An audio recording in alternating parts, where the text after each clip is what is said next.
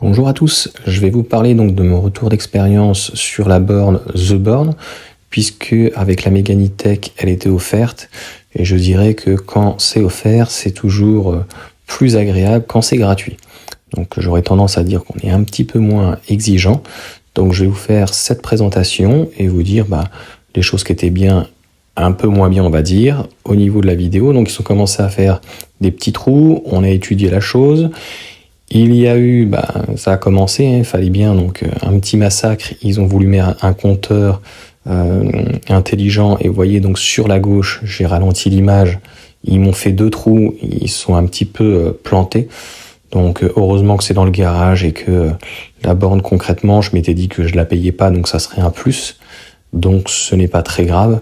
C'était très long. Ils ont passé toute la journée à 2 pour installer ce genre de choses. On a dû voir au niveau de quelle phase on devait le mettre. Ils n'avaient pas triphasé. Voilà, si j'étais trop exigeant, je dirais mettre 1600 € là-dedans. Je ne l'aurais clairement jamais fait, quoi.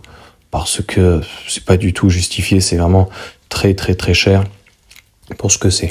Après, je vous montre sur la vidéo les câbles. Ça a été fait, on va dire, minutieusement, mais ils ont mis vraiment toute la journée. La personne m'a dit j'arrive dans 5 minutes, et puis finalement est arrivé 1 heure après. Clairement, ça m'a pris, ça m'a fait perdre toute la journée, quoi, pour une petite borne. Donc j'en suis extrêmement satisfait à l'utilisation, puisque j'ai plus de câbles qui passent par de l'intérieur vers l'extérieur. Vous voyez, donc tout est maintenant à l'extérieur. On peut verrouiller aussi donc la borne, et puis on peut de toute façon, moi c'est carrément ce que j'ai fait.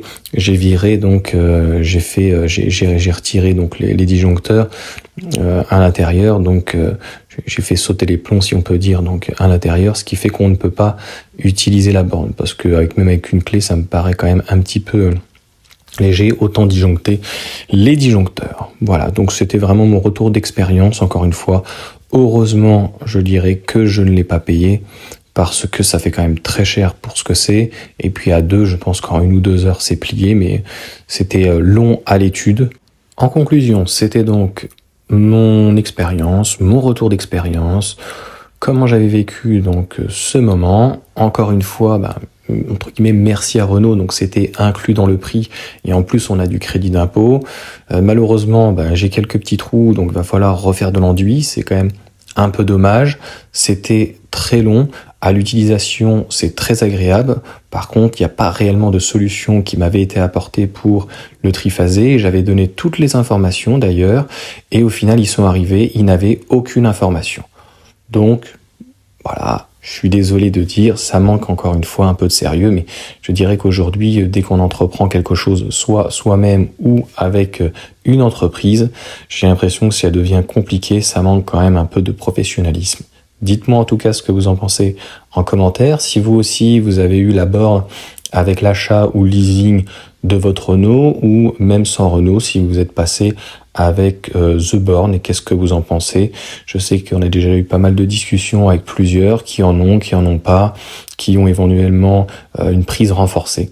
Donc voilà, je vous souhaite une bonne journée ou une bonne soirée, ça va dépendre à l'heure à laquelle vous m'écoutez, puisque ce petit tuto va perdurer dans le temps. Je vous souhaite en tout cas une bonne journée.